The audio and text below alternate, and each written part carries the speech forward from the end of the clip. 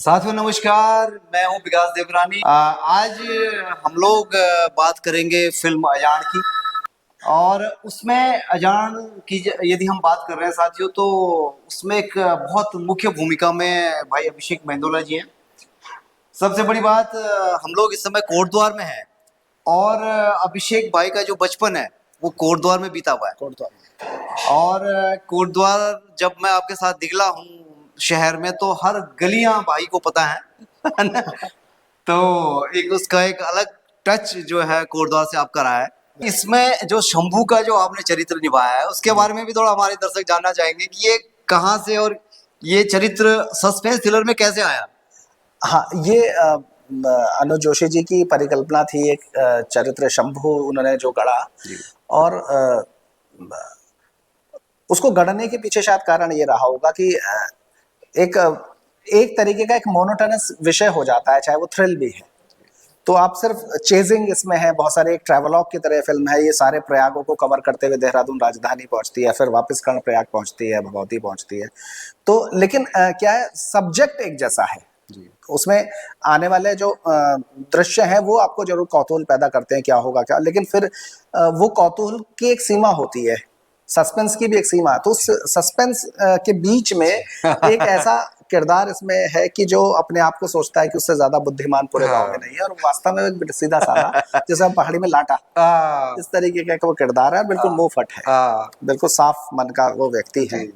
तो शंभू उसमें वो आया, और इसमें मुझे मजा इसको करने में इसलिए आया कि इसमें बहुत सारे इम्प्रोवाइजेशंस हुए जो स्क्रिप्ट के अतिरिक्त हुए। क्योंकि टाइमिंग का खेल है, तो कई बार आप और हास्य और ह्यूमर जो है वो आपके अंदर होता है कहीं छुपा। तो वो कई बार वो स्क्रिप्ट से अलग भी पैरेलल भी चल रहा होता है। तो संवादों के अतिरिक्त इसमें जो ह्यूमर आया है, और उसमें दर्शक जो है हंस रहे हैं। और दूसरा ये है कि वो प्रतीक है पहाड़ के भोलेपन का, शंभू कहीं ना कहीं इस पूरी फिल्म के अगर उसमें एक दृश्य है, उसमें वो खाने की जब वो मांग करता है, उसे भूख लगी है, और वो कहता है कि ये दुनिया था भी कुछ खाना, ये बिल्कुल क्या चाहता। तो मतलब वो बिल्कुल गुंडों को भी वो उसके मन में एक भाव है, जो हमारे अतिथि देवो भव का जो हमारी परंपरा है कहीं ना कहीं, वो उनको भी अतिथि की तरह ले रहा है कि अरे इनको भी कुछ खाना त्यार बाबा होटल खोलू जे कमा भीतर लॉक यार कद्दू च वह मगन बता दिल क्या खाना। जब लौक यार कद्दू खिलाना चाह तो पूछे खिले पूछाल बैजी ये तू अभी तो भूखी छन, ये तो अभी कुछ ढंग का खाना खिलाए दो। तेरी बरात भैया जी हो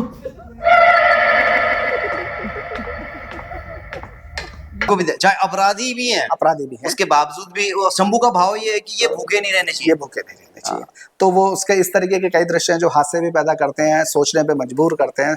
साथियों, अभिषेक भाई जो है ये थिएटर से निकले हुए कलाकार हैं, और मेरी तो पहली पसंद वही कलाकार होता है जो थिएटर जिसने किया हो।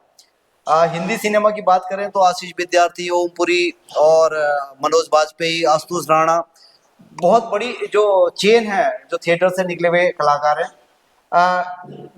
वो निश्चित रूप से अपने दर्शकों को अपनी कला से प्रभावित कर पाते हैं। बिल्कुल। और अभिषेक भाई हमारी उसी कतार के एक होनहार युवा एक्टर हैं, जिन्होंने हर क्षेत्र में अपनी कला का, अपने टैलेंट का, अपनी प्रतिभा का जो है लोहा मनवाया है। हाँ, मैं मुख्यतः हिंदी रंगमंच और हिंदी फिल्म से जुड़ा रहा। मैंने कुछ अच्छी नेशनल लेवल की और नेशनल अवार्ड विनिंग फिल्म्स में भी काम किया।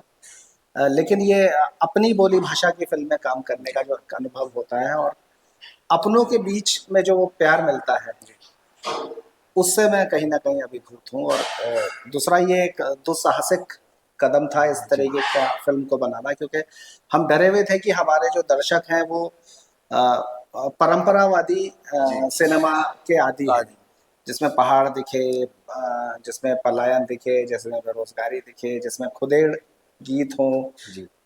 तो इसी तरीके का सिनेमा हम लोग पसंद करते हैं। और ये एक दुस्साहसिक कदम इसलिए भी मैं कह सकता हूँ कि ये एक मर्डर मिस्ट्री थी, जिसमें कि परत दर परत जैसे प्याज की जो परतें खुलती हैं, और उस तरीके से कहानी थी। तो हिंदी सिनेमा में तो हमारे पहाड़ के दर्शक जो है इस तरीके का सिनेमा पसंद करते हैं, उसके दर्शक।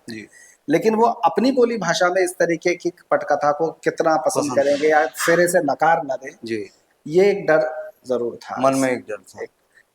लेकिन जैसा कि ये फिल्म अब पसंद की जा की जा रही है जी, जी।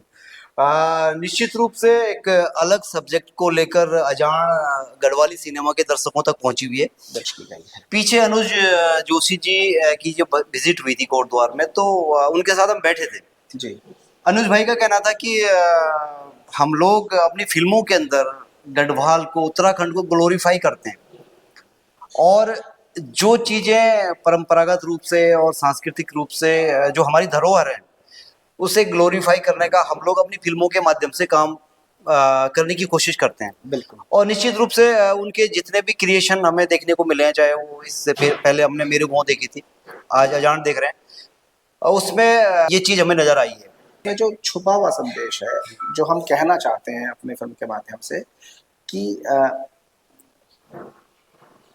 ये एक विश्वास की कहानी है। वो विश्वास है एक आईबी ऑफिसर का, वो विश्वास है एक गाँव का, कि हमारे पहाड़ के लोग जो है वो अपराधी नहीं होते, और अगर वो अपराध कर भी देते हैं तो वो अपराध बोध से ग्रसित रहते हैं सारी जिंदगी।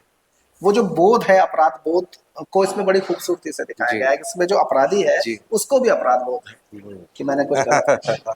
तो ये बड़ा खूबसूरत है। इस फिल्म का सबसे खूबसूरत पक्ष यही है, जो हम सिनेमा के माध्यम से कहना चाहते हैं पूरी दुनिया को, कि पहाड़ का व्यक्ति वास्तव में कैसा होता है। ये इस फिल्म के माध्यम से बिल्कुल नहीं बताने की कोशिश। तो चलिए आज की मुलाकात को हम यहाँ पे समाप्त कर रहे हैं। दोनों भाइयों का नमस्कार। जय उत्तराखंड, जय गढ़वाल। धन्यवाद। धन्यवाद।